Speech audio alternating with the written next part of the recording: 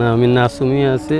আসলে দল বিপদে বলতে আমি চেষ্টা করছি যাতে যতক্ষণ বেশি উইকেটে থাকা যায় আর কি। আলহামদুলিল্লাহ ওই চেষ্টা করার কারণে ভালো এক্সিকিউট হয়েছে, তো এই জন্য রানটা করতে পারছি আর কি। নাসুম ওয়ান ডে ক্রিকেটে কামব্যাক করেছিল গত বছর আফগানিস্তানের বিপক্ষে শারজাতে। সেই ম্যাচও আপনি মনে হয় দুর্দান্ত একটা ইনিংস খেলেছিলেন, বোলিংও ভালো করেছেন, ম্যাচ সেরা হয়েছেন। ব্যাটিংয়ের রহস্যটা কি? বোলিং তো সবসময় সবাই দেখে। না, এর আগেও বলছিলাম যখন ওই যে কোচ সিরাম আসছিল তখন ও এমন একটা সিস্টেম করছিল আমাদের জন্য যে এখন আমরা মানে লোয়ার অর্ডারে যারাই ব্যাটিং করি আর কি সবাই মানে কিছু না কিছু একটু করতে চাই আর কি। মানে প্র্যাকটিসের শেষে এক্সট্রাভাবে আমরা মানে নিজেরা নিজেদের ব্যাটিংটা করতে চাই আর কি। আপনি ব্যাটিংটা মানে কার ব্যাটিং দেখে ফলো করেন বা কার ব্যাটিং থেকে শেখেন বা কার থেকে কী টিপস নিয়েছেন গত 1-2 বছরে? আসলে ভাই আমার ব্যাটিংয়ে কোনো বেসিকই নাই, আমি এমনিই রান করি। এমনি ম্যাজিকটা কি আসলে তাহলে? না, কোনো ম্যাজিক নেই, আমি এমনিই রান করি আর কি। এই যে থার্ড ম্যাচে নিউজিল্যান্ডের বোলারদের যেভাবে পেটালেন বা যেভাবে মিডলিং হচ্ছে, নিজেও কি অবাক হয়েছেন? না, অবাক হই না, এমনই তো করি। আর বোলিংয়ে? বোলিং আলহামদুলিল্লাহ আজকে অনেক ভালো বোলিং করছে আলহামদুলিল্লাহ, বাট মানে ভালোর তো শেষ নাই, আরও 10টা রান কম দিলে হয়তো বা আরেকটু টাইট হয়ে যেত খেলাটা।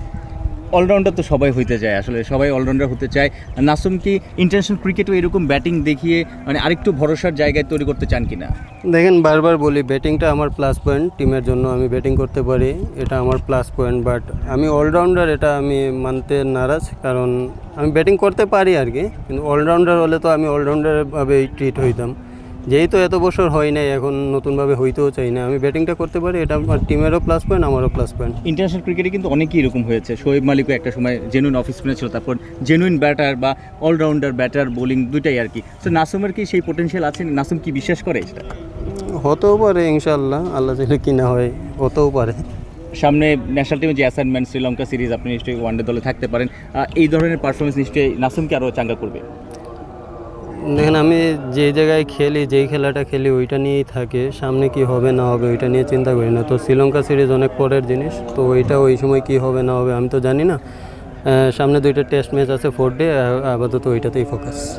আপনি তো এই এলাকারই সন্তান এবং এখানে আসলে একটা মাঠ ছিল, এই মাঠে খেলেই আপনি বড় হয়েছেন। তো আসলে একই মাঠে আসলে একটা লিস্টেড ক্রিকেটের ম্যাচে খেলার পারফরমেন্স করা কতটুকু আসলে আপনার অনুভূতিকে জাগ্রত করেছে বা সেই ফিলটা আসে কিনা? অবশ্যই সিলেটে খেললে আলাদাভাবে একটা ফিল আসে, নিজের মাঠে খেলতেছি। আজকেও ওই নিউজিল্যান্ডের একটা প্লেয়ার সাথে কথা বলছিলাম, এটাই আমার হোম টাউন, আমি এইখানেই খেলতেছি আর কি। তো ও আমাকে বলতেছিল যে আমার অনেক গরম লাগতেছিল কি না, এটা বলতেছিল। আমি বলে আমি অভ্যস্ত আছি, সমস্যা নেই। আপনার ব্যাটিংয়ের সময়? হ্যাঁ হ্যাঁ। আর খেললেনও আজকে আপনার লিস্টে ক্যারিয়ারের সেরা ইনিংসটা। সবসময় চাই যে একটা 50 হোক, একটা 50 হোক, কোনো না কোনো কারণে যে একটা জায়গায় আটকে যায়, বাট আজকে হয়ে গেছে আলহামদুলিল্লাহ। একটা হিট ওয়েভ তো চলছে, গরম চলছে, এই গরমে আসলে স্বাভাবিক ক্রিকেট খেলাটা বা পারফরমেন্স করাটা কি একটু কঠিন কিনা? না, এটাই আমাদের প্রফেশন, এই গরমের মধ্যে তো খেলতে হবে আমাদের। আমরা যেই তো প্রফেশনাল প্লেয়ার, আমাদের মানে গরম ঠান্ডা যাই হোক আমাদের তো মাঠে ক্রিকেট খেলতে হবে, এই অবস্থায় পারফর্ম করতে হবে। নাসুম, আপনি বলছিলেন যে একটা সময় সব সময় চান 50 হোক, হয়নি, আজকে হয়েছে। আপনি বলও ব্যাটে ভালোভাবে আসছিল, আপনারাও খেলার ধরন দেখে মনে হচ্ছিল, কখনো কি ইচ্ছে হয়েছে যে আজকে খেলার মধ্যে যদি সেঞ্চুরিটা হয়ে যায়? না, ওইরকম কোনো স্বপ্ন দেখিও নাই, বাট আমি চাইছি যে যাতে শেষ পর্যন্ত খেলতে পারি আর কি। একটা অলরাউন্ডার হতে চান না, নিজেকে আসলে কোন পরিচয়টা দিতে চান এখন, ব্যাটার না বলার? আমি তো বলার, আমি তো সবাই জানে বলার, আমি তো বলারই। বোলিংয়ে নতুন কোনো অস্ত্র অ্যাড করছেন? না, কোনো অস্ত্র অ্যাড করতেছি না, আর করলেও আপনাদের বলবো না।